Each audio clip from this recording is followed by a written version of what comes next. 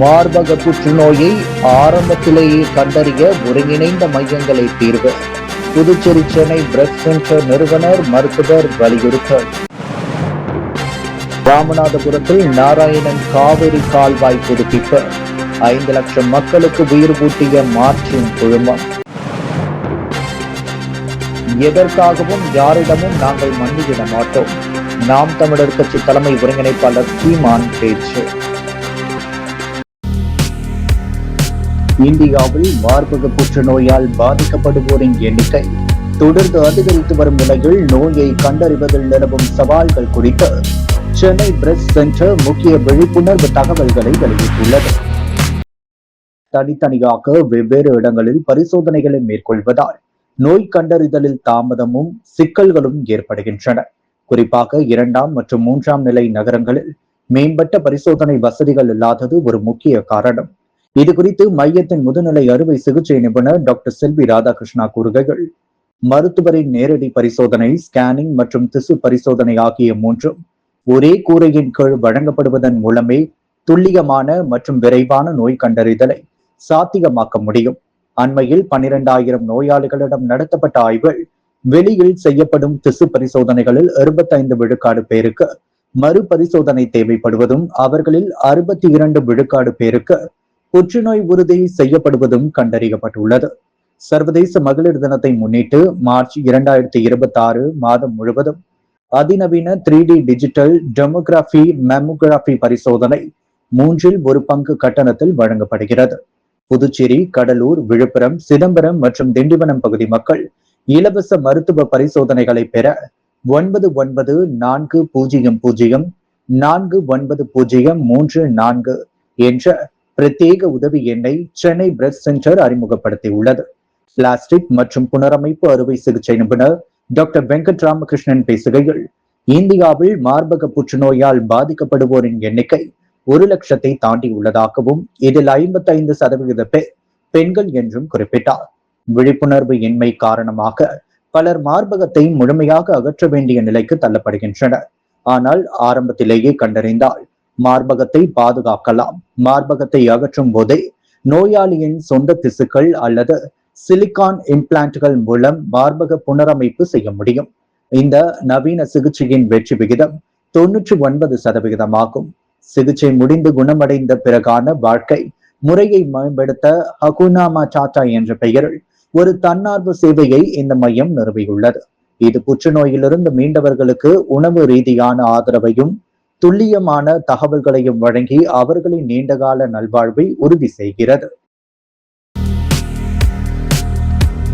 தமிழ்நாட்டின் மிகவும் வறட்சியான மாவட்டமாக கருதப்படும் ராமநாதபுரம் மாவட்டத்தில் 54 கிலோமீட்டர் நீளமுள்ள நாராயணன் காவிரி கால்வாயை புதுப்பித்து சுமார் 5 லட்சம் மக்களுக்கு பயனளிக்கும் மகத்தான பணியை மார்ட்டின் குழுமம் சுமார் 50 லட்சம் ரூபாய் செலவில் மேற்கொண்டு நிறைவு செய்துள்ளது.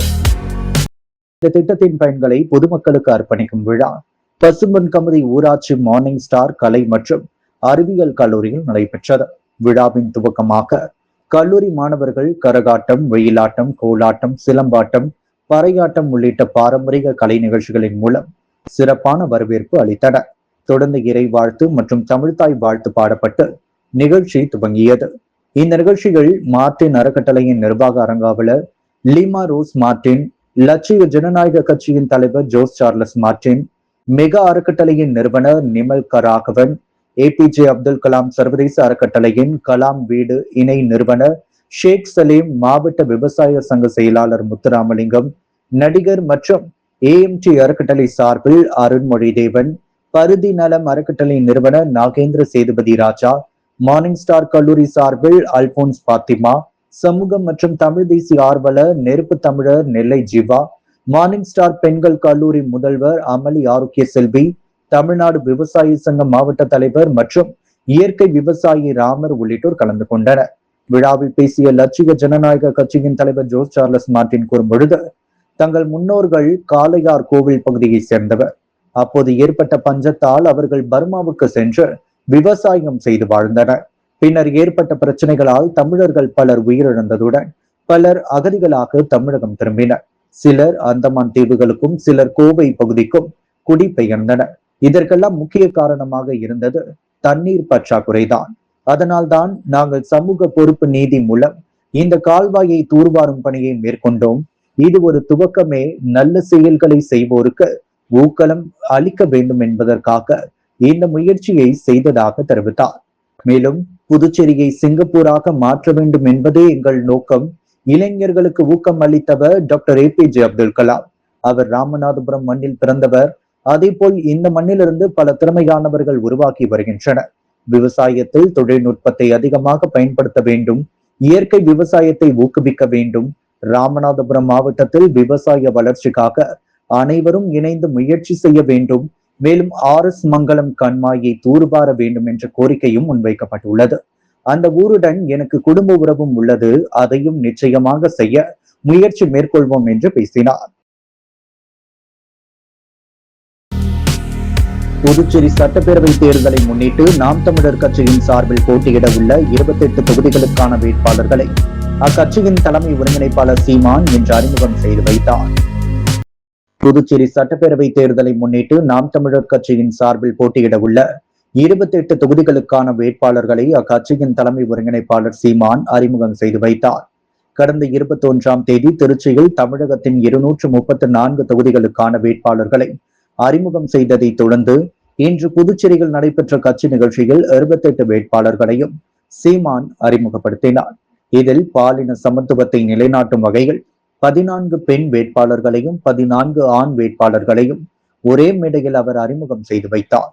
வேட்பாளர்களை அறிமுகம் செய்து வைத்து பேசிய சீமான், நாங்க இந்த மண்ணை நேசிக்கிறோம், அதனாலதான் தனித்து நின்று ஆட்சியை பிடிப்போம் என்று தெரிவித்துள்ளார். மேலும் அங்கீகரிக்கப்பட்ட கட்சியாக வளர்ந்திருப்பது இந்திய தேர்தல் வரலாற்றிலேயே நாம் தமிழர் கட்சிதான் என பெருமிதம் தெரிவித்தார். எளிய மக்களின் வாழ்வாதாரத்தை உயர்த்தவும் மண்ணில் வளத்தை பாதுகாக்கவும் தூய அரசியல் கிளர்ச்சி அவசியம் என்பதை வலியுறுத்தினார். தமிழகமும் புதுச்சேரியும் திராவிட மற்றும் தேசிய கட்சிகளிடமிருந்து விடுதலை பெற வேண்டும் என்றார்.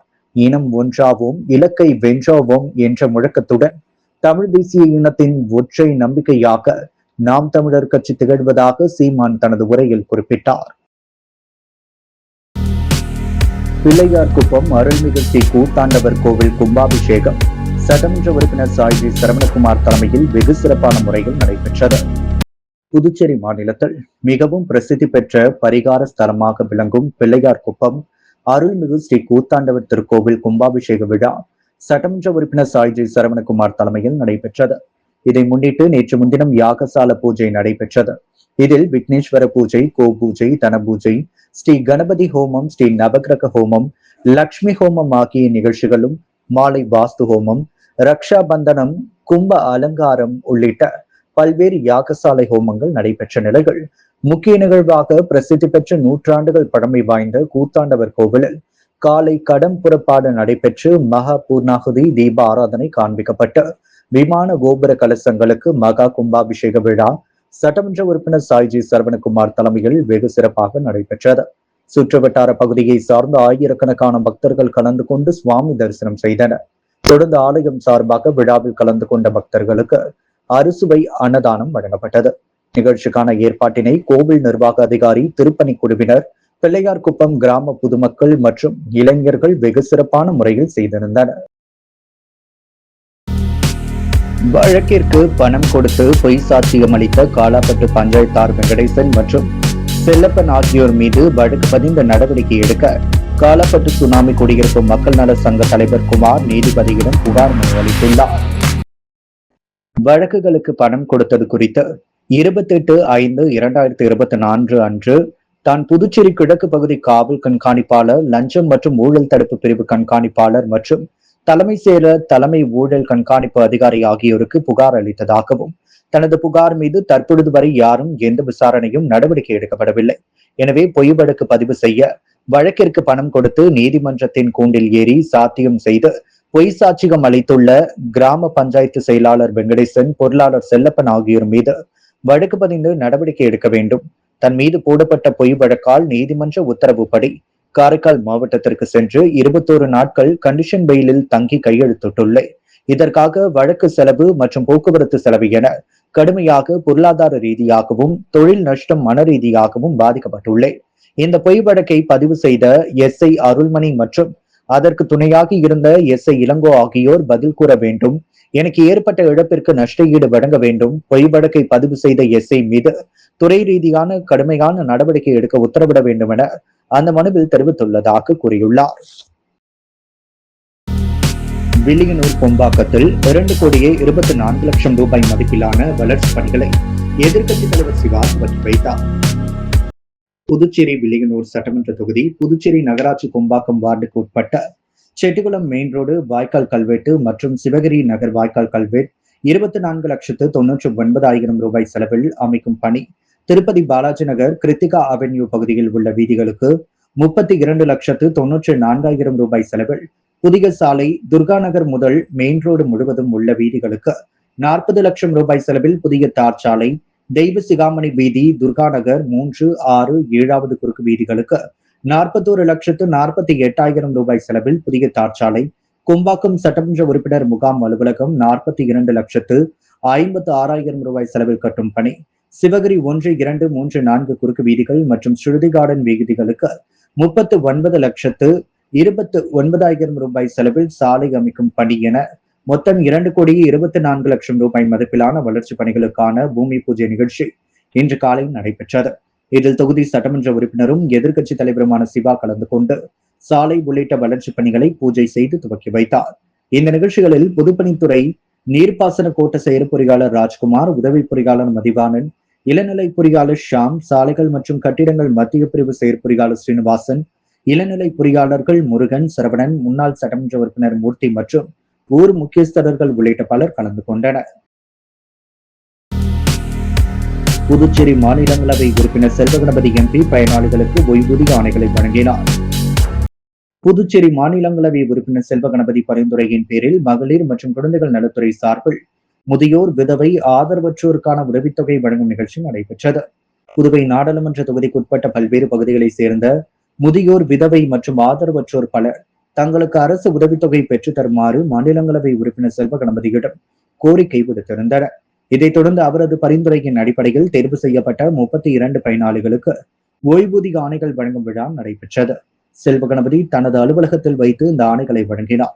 இந்த நிகழ்வில் மகளிர் மற்றும் குழந்தைகள் நலத்துறை இயக்குநர், அதிகாரிகள், பாரதிய ஜனதா கட்சி லாஸ்பேட்டை தொகுதி தலைவர் பன்னீர்செல்வம் மற்றும் நிர்வாகிகள், பொதுமக்கள் கலந்து கொண்டனர். முத்தியால்பேட்டை மக்களுக்கு இலவசமாக ஆரோ வாட்டர் வழங்க கோரிக்கை வைத்த ராஜச்சந்திருவிடம் முதல்வர் ரங்கசாமி நடவடிக்கை எடுப்பதாக உறுதியளித்தார். புதுச்சேரி முத்தியால்பேட்டை ராஜச்சந்திரு அறக்கட்டளை சேர்ந்த ராஜச்சந்திரு அத்தொகுதியில் பல்வேறு மக்கள் பணிகளை செய்து வருகிறார். நிலையில் முத்தியால்பேட்டை பகுதியில் குடிநீர் பிரச்சனை தொடர்பாக முதல்வர் ரங்கசாமியை சந்தித்து பேசினார்.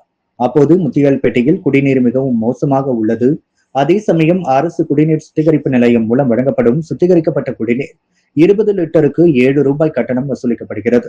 ஏழை மக்கள் குடிநீரை பணம் கொடுத்து வாங்கி பயன்படுத்த முடியாததால் வீட்டிற்கு குழாய்கள் மூலம் வழங்கப்படும் தரமற்ற குடிநீரையே பயன்படுத்தி வருகின்றனர். இதனால் சிறுநீரகம் செயலிழப்பு, தோல் நோய் உள்ளிட்ட பாதிப்புகளுக்கு ஆளாகி வருகின்றனர். எனவே வீடுகளுக்கு வழங்கப்படும் குடிநீர் மிகவும் மோசமாக உள்ள முத்தியால்பேட்டை தொகுதி மக்களுக்கு சுத்திகரிக்கப்பட்ட மையங்களில் வழங்கப்படும் ஆரோ வாட்டரை இலவசமாக வழங்க வேண்டும் என்று கோரிக்கை வைத்தனர். அவரின் கோரிக்கைக்கு நடவடிக்கை எடுப்பதாக முதல்வர் ரங்கசாமி உறுதியளித்தார். உழவர்கரை தொகுதி மரியாள் நகரில் 37,92,000 ரூபாய் மதிப்பீட்டில் சாலை மற்றும் சைடு வாய்க்கால் மேம்படுத்தும் பணியினை தொகுதி சட்டமன்ற உறுப்பினர் சிவசங்கர் பூமி பூஜை செய்து துவக்கி வைத்தார்.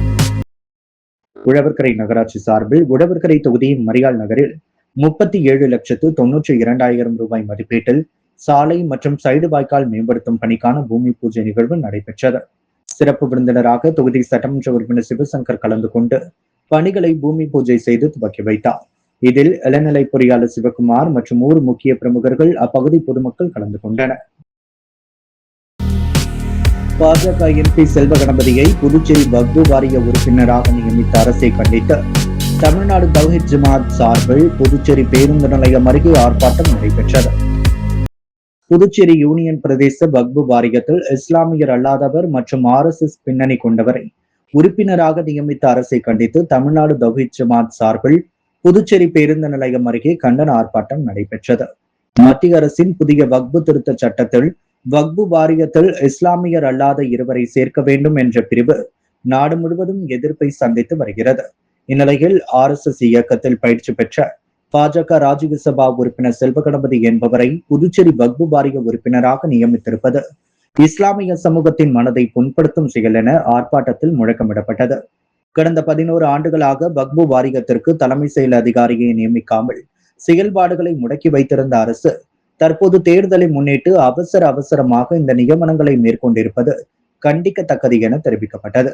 இஸ்லாமியர்களுக்கு எதிரான கருத்துக்களை பேசி வரும் ஒருவரை வக்பு வாரியத்தில் நியமிப்பது வக்பு சொத்துக்களின் பாதுகாப்பிற்கு இடையூறாக அமையும்.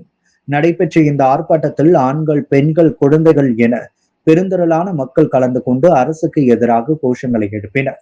தமிழ்நாடு தௌஹீத் ஜமாத் மாநில பொதுச் செயலாளர் முஜிபுர் ரஹ்மான் கலந்து கொண்டு கண்டன உரையாற்றினார். புதுச்சேரி அரசு உடனடியாக இந்த நியமனத்தை திரும்ப பெற வேண்டும் என்றும் வாரியம் முறையாக செயல்பட நடவடிக்கை எடுக்க வேண்டும் என்றும் வலியுறுத்தினார். ஆர்ப்பாட்டத்தின் இறுதியாக மாவட்ட பொருளாளர் அபுபக்கர் நன்றி உரை வழங்கினார். உலக காதுகேள் தினத்தை முன்னிட்டு பொதுமக்களுக்கான விழிப்புணர்வு பேரணி கடற்கரை சாலையில் நடைபெற்றது. விநாயகா மிஷன் ரிச்சஸ் பவுண்டேஷன் பல்கலைக்கழகத்தின் கீழ் செயல்படும் school of rehabilitation and behavioural சயின்ஸின் ஆர்டியாலஜி துறை சார்பில் உலக காதுகேள் தினத்தை முன்னிட்டு பொதுமக்களுக்கான விழிப்புணர்வு பேரணி கடற்கரை சாலையில் நடைபெற்றது. உலக காதுகேள் தினம் ஒவ்வொரு ஆண்டும் மார்ச் 3ஆம் தேதி உலகம் முழுவதும் அனுசரிக்கப்படுகிறது. 2026ஆம் ஆண்டிற்கான கருப்பொருள் From Communities to Classrooms Hearing Care for All Children என்பதாகும். இதன் முக்கிய நோக்கம் அனைத்து குழந்தைகளுக்கும் முழுமையான கேட்கும் திறன் பராமரிப்பு கிடைக்க வேண்டும் என்பதாகும். இந்த நிகழ்ச்சிகள் doctor Arun Banik, director SRBS, professor ND Rajan, consultant SRBS, doctor Prajanabad, deputy director SRBS வழிகாட்டுதலிலும், இந்த நிகழ்ச்சியின் organising secretary doctor Kalaiyarasan, assistant professor SRBS ஒருங்கிணைப்பாலும் சிறப்பாக நடைபெற்றது. இந்த விழிப்புணர்வு பேரணிகள் ஆடியாலஜி துறைகள் மாணவ மாணவிகள் ஆர்வத்துடன் கலந்து கொண்டனர். அவர்கள் காது சுகாதாரம், கேட்கும் திறன் குறைபாட்டினை தடுப்பது எப்படி, பச்சிளம் குழந்தைகளுக்கான காதுகேள் பரிசோதனையின் முக்கியத்துவம் குறித்து பொதுமக்களிடம் நாடகம், நடனம் வாயிலாக விழிப்புணர்வு ஏற்படுத்தினர். Act now so no child is left behind due to ear or hearing problem செய்தியையும் பொதுமக்களுக்கு எடுத்துரைத்தனர். இந்த விழிப்புணர்வு பேரணி பொதுமக்களிடையே காது சுகாதாரத்தின் முக்கியத்துவம், கேட்கும் திறன் பராமரித்தல் மற்றும் பச்சிளம் குழந்தைகளுக்கான காதுகேள் பரிசோதனையின் அவசியம் மற்றும் அனைத்து குழந்தைகளுக்கும் முழுமையான கேட்கும் திறன் பராமரித்தல் ஆகியவற்றை பற்றி விழிப்புணர்வை ஏற்படுத்துவதே முக்கிய அம்சங்களாக அமைந்தது. 37ஆம் ஆண்டு மாசிமக வரவேற்பு நிகழ்ச்சி அருள்மிகு சுயம்பு ஸ்ரீ பொய்யாமொழி தீவனூர் விநாயகருக்கு சாரம் விஜய கணபதி ஆலயத்தில் கணபதி ஹோமம் மற்றும் 108 சங்க அபிஷேகம் மற்றும் மகா தீபாரதனை நடைபெற்றது. 37ஆம் ஆண்டு மாசிமக வரவேற்பு நிகழ்ச்சி அருள்மிகு சுயம்பு ஸ்ரீ பொய்யாமொழி தீவனூர் விநாயகருக்கு சாரம் விஜய கணபதி ஆலயத்தில் கணபதி ஹோமம் மற்றும் 108 சங்க அபிஷேகம் மகா தீபாரதனை நடைபெற்றது. பொய்யாமொழி விநாயகர் சிறப்பு அலங்காரத்தில் காட்சியளித்தார். மேலும் மறுநாள் காலை தீவனூர் விநாயகர் அபிஷேகம் மற்றும் ஆராதனை சிறப்பாக செய்யப்பட்டு வழி அனுப்பும் விழா நடைபெற்றது.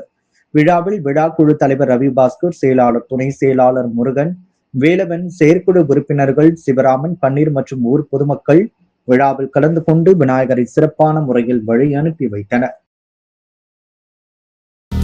நாவர்குளம் அரசு ஆரம்ப பள்ளியில் 46,10,000 ரூபாய் மதிப்பிலான வளர்ச்சி பணிகளை சட்டமன்ற உறுப்பினர் கல்யாண சுந்தரம் துவக்கி வைத்தார்.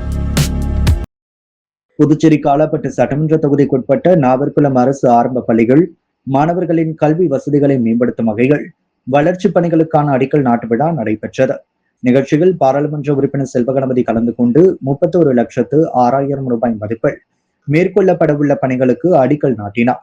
மேலும் காலாப்பட்டு சட்டமன்ற தொகுதி மேம்பாட்டு நிதியின் கீழ் 15,04,000 ரூபாய் மதிப்பில் மேற்கொள்ளப்படும் பணிகளையும் துவக்கி வைத்தார்.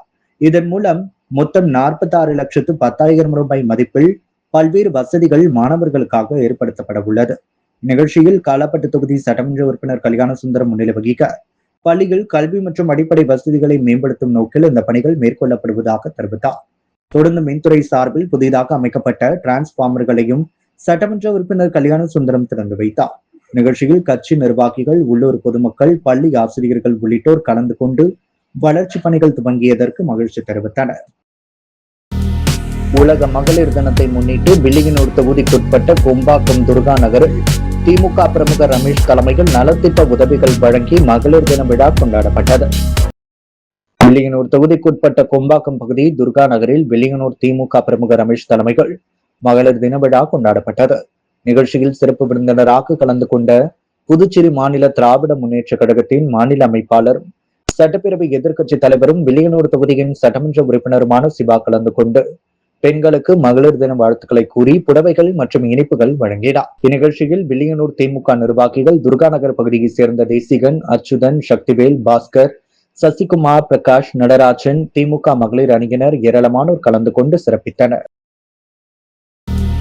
தமிழக வெற்றி கழகம் சார்பில் புதுச்சேரிக்கான தேர்தல் அறிக்கை குழு ஆலோசனை கூட்டத்தில் திரளான தமிழக வெற்றி கழகத்தினர் கலந்து கொண்டனர்.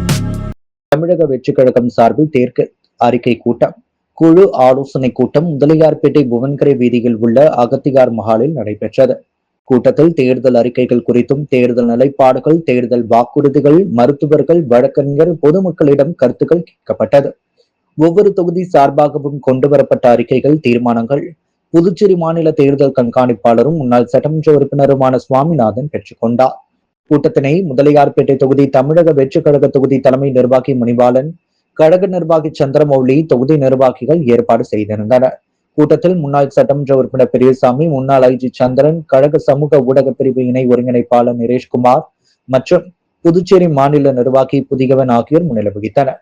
இக்கூட்டத்தில் வழக்கறிஞர்கள், சமூக சேவகர்கள், தொகுதி தலைமை நிர்வாகிகள், அணி தலைமை நிர்வாகிகள், கிளை நிர்வாகிகள், மகளிர் நிர்வாகிகள் உட்பட ஏராளமானோர் கலந்து கொண்டனர். நியூ செஞ்சுரி புத்தக நிறுவனத்தின் 40வது தேசிய புத்தக கண்காட்சியை புதுவை தமிழ்ச்சங்க தலைவர் முனைவர் முத்து திறந்து வைத்தார். புதுவை தமிழ்ச்சங்கத்தின் குரல் அரங்கத்தில் நியூ செஞ்சுரி புத்தக நிறுவனத்தின் 40வது தேசிய புத்தக கண்காட்சியினை கலை இலக்கிய பெருமன்ற தலைவர் எல்லை சிவகுமார் தலைமையில் புதுவை தமிழ்ச்சங்க தலைவர் கலைமாமணி முனைவர் முத்து திறந்து வைத்தார். அப்போது பேராசிரியர் ஜெய்சீல ஸ்டீபன், மண்டல மேலாளர் தனசேகரன், பாலகங்காதரன், தமிழ்மணி, திருநாவுக்கரசு, மேலாளர் முருகேசன், வேணு ஞானமூர்த்தி, பிரீதா, விஜயகுமார் மற்றும் பலர் கலந்து கொண்டனர். புதுச்சேரி காமராஜர் நகர் தொகுதிக்குட்பட்ட ஜெயராம் ஹோட்டல் பின்புறம் உள்ள வாணிதாசன் வீதிகள் சாலைகள் கொட்டப்பட்ட ஜல்லிக்கற்களால் மருத்துவமனைக்கு செல்லும் நோயாளிகள், பொதுமக்கள் மிகவும் சிரமம் அடைந்தனர். மருத்துவமனைக்கு செல்லும் நோயாளிகள் மற்றும் பொதுமக்கள், அவசர தேவையாக செல்லும் ஆம்புலன்ஸ் மற்றும் மருத்துவர்கள் மிகவும் சிரமம் அடைந்து வந்தனர். இது குறித்து அவர்களிடம் பொதுமக்கள் மற்றும் மருத்துவர்கள் கேட்டபோது அவர்கள் தகாத வார்த்தைகளால் பேசி அனுப்பியுள்ளனர். மேலும் அந்த பகுதியைச் சேர்ந்த மருத்துவர்கள் இது குறித்து தகுந்த நடவடிக்கை எடுக்க வேண்டும் என புதுச்சேரி அரசை அவர்கள் வலியுறுத்தி கேட்டுக்கொண்டனர். முத்து கோல்ட் ஹவுஸ் வழங்கும் தங்கம் மற்றும் வெள்ளி விலை நிலவரம். தங்கம் 1 கிராம் 15,000 ரூபாய், வெள்ளி 1 கிராம் 287 ரூபாய். மார்பக புற்றுநோயை ஆரம்பத்திலேயே கண்டறிய ஒருங்கிணைந்த மையங்களை தீர்வு. புதுச்சேரி சென்னை பிரஸ்ட் சென்டர் நிறுவனர் மருத்துவர் வலியுறுத்தல். ராமநாதபுரத்தில் நாராயணன் காவிரி கால்வாய் புதுப்பிப்பு. 5 லட்சம் மக்களுக்கு உயிர் ஊட்டிய மார்ச்சின் குழுமம். எதற்காகவும் யாரிடமும் நாங்கள் மன்னிவிட மாட்டோம். நாம் தமிழர் கட்சி தலைமை ஒருங்கிணைப்பாளர் சீமான் பேச்சு. இஸ்லாமியர்களுக்கு எதிரான கருத்துக்களை பேசி வரும் ஒருவரை வக்ஃப் வாரியத்தில் உறுப்பினராக நியமித்த அரசை கண்டித்து தமிழ்நாடு தௌஹீத் ஜமாத் ஆர்ப்பாட்டம்.